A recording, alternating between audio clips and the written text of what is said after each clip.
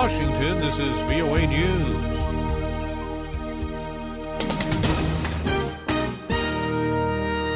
I'm Ray Kouguell reporting. Saudi Arabia's king is dead. Saudi Arabia announced the death of King Abdullah, a longtime U.S. ally in the fight against terrorism and Islamic extremism. He is believed to have been 90 years old. His half-brother Prince Salman will succeed him.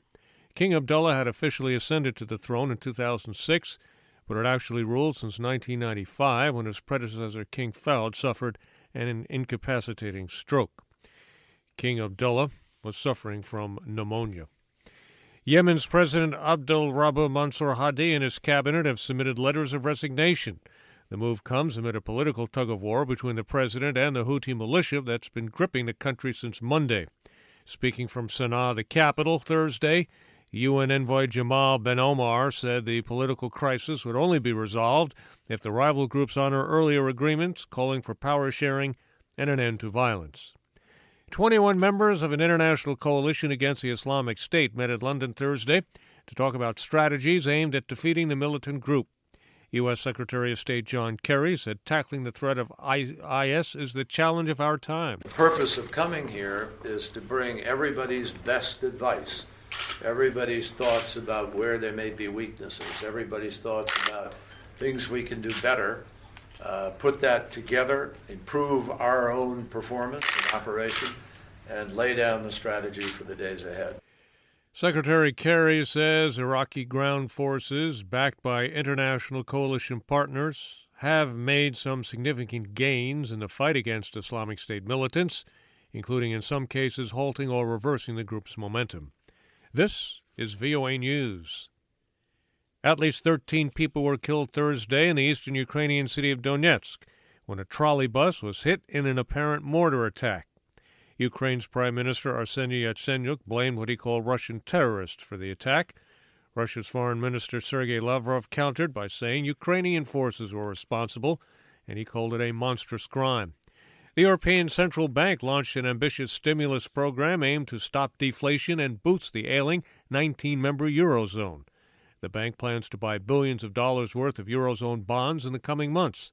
Lisa Bryant reports. On Thursday, European Central Bank President Mario Draghi said the bank will inject up to $1 trillion or more into the Eurozone economy by buying up government bonds. We believe that the measures taken today will be effective, will raise medium-term inflation expectations, and basically will address the economic situation in the euro area. The ECB will begin buying nearly $69 billion worth of government bonds each month through September 2016. Lisa Bryant for VOA News, Paris. Partial results from Zambia's presidential election show ruling party candidate Edgar Lungu holding a small lead.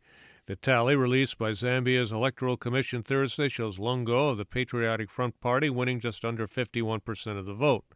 The poll was called to replace President Michael Sata, who died after a long illness last October. Final results are expected Friday. The Democratic Republic of Congo Senate announced a one-day delay for its vote on a proposed electoral law that sparked days of violent protests. Senators say they'll vote on Friday. VOA's Gabe Joslow has more. The International Federation for Human Rights says at least 42 people have been killed in clashes with security forces in Kinshasa since Monday, when demonstrations erupted against the proposed electoral law. The organization called for Congolese authorities to put an end to what it called an excessive use of force against protesters.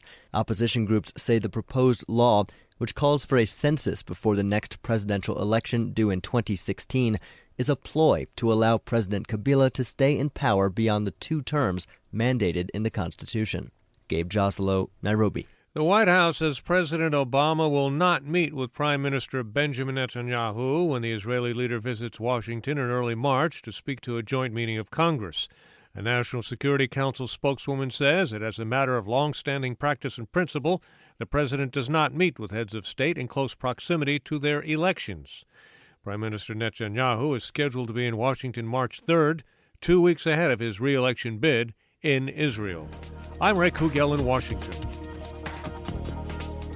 That's the latest world news from VOA.